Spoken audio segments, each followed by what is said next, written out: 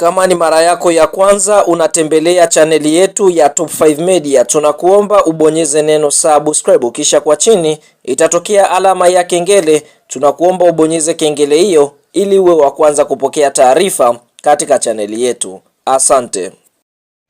Mchezo mkubwa wa fainali kombe la CRDB Bank Federation Cup ama FA kwa msimu uliomalizika 2025-2026 ambao tulitoka kutazama kutokea Pemba katika uwanja wa Gombani visiwani Zanzibar nchini Tanzania, ni mtanange ambao ulikutanisha klabu ya soka ya Simba dhidi ya kikosi cha timu ya soka ya Azam Football Club, mchezo ambao ulimalizika kwa klabu ya soka ya Simba kuweza kufanikiwa kuibuka na ushindi wa bao 1-0 na 1-1 kuweza kutoa ubingwa wa kombe la CRDB Bank Federation Cup msimu wa mwaka 2025-2026. Sasa katika mchezo huo kati ya Simba dhidi ya kikosi cha timu ya soka ya Azam, kuna matukio mengi yalijitokeza ndani na nje ya uwanja. Tunashuhudia kuna rafu zilichezwa, tukamshuhudia hadi Failasufi Faisal Salumu ama Feitoto aliweza kupewa kadi nyekundu. Ni mara baada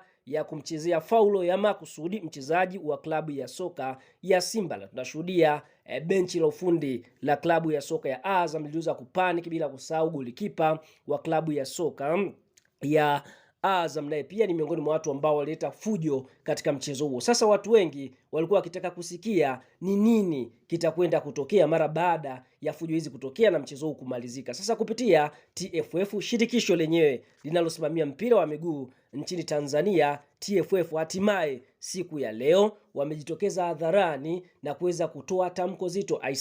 Kuna timu ambazo zimepigwa faini kweli kweli, na kuna wachezaji ambao wameweza kukutana na rungu zito, bila kusahau kuna viongozi wa timu ambao wamekutana na marungu ambayo kwa upande mwingine yameweza kutolewa na TFF hii leo. Sasa taarifa inasemaje? Taarifa inasema hivi. Kikao cha kamati ya mashindano ya TFF kilichofanyika jijini Dar es Salaam kilipitia taarifa za mchezo wa fainali kombe la shirikisho la benki ya CRDB, yani CRDB Bank Federation Cup 2026 uliochezwa Julai 4, 2026 katika uwanja wa Gombani Pemba, na kufanya maamuzi yafuatayo.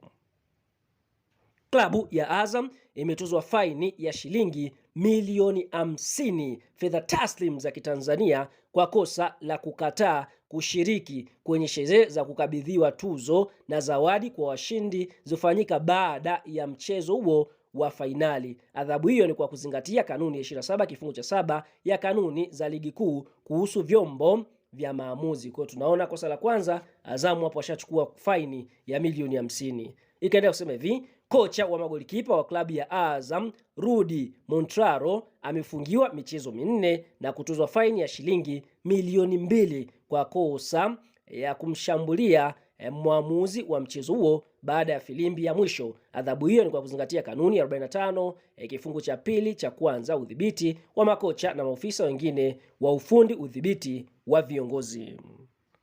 Golikipa wa klabu ya Azam Football Club Zuberi Foba amefungiwa michezo 3 na kutozwa faini ya shilingi milioni 2 kwa kosa la kumshambulia mwamuzi baada ya filimbi ya mwisho. Adhabu hiyo imetolewa kuzingatia kanuni ya 47 kifungu cha 5 na cha 3 ya udhibiti kwa wachezaji.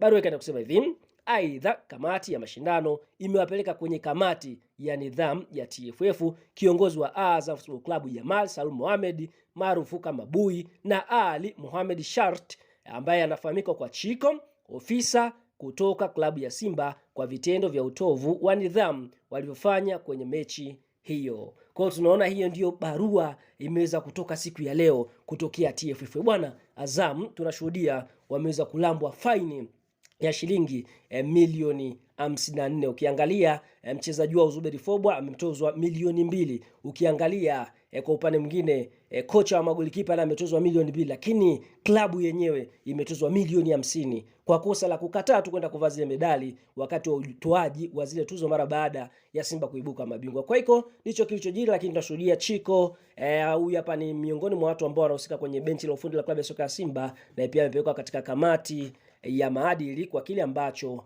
ameweza kukifanya katika mchezo ambao Simba walikutana dhidi ya Azam. Tuambie kwenye comment kwa adhabu hii iliyotolewa kwa Azam Football Club, kwa upande wako wewe unalipi la kuongea? Tuamoni katika comment na sisi tutakuja kuyasoma.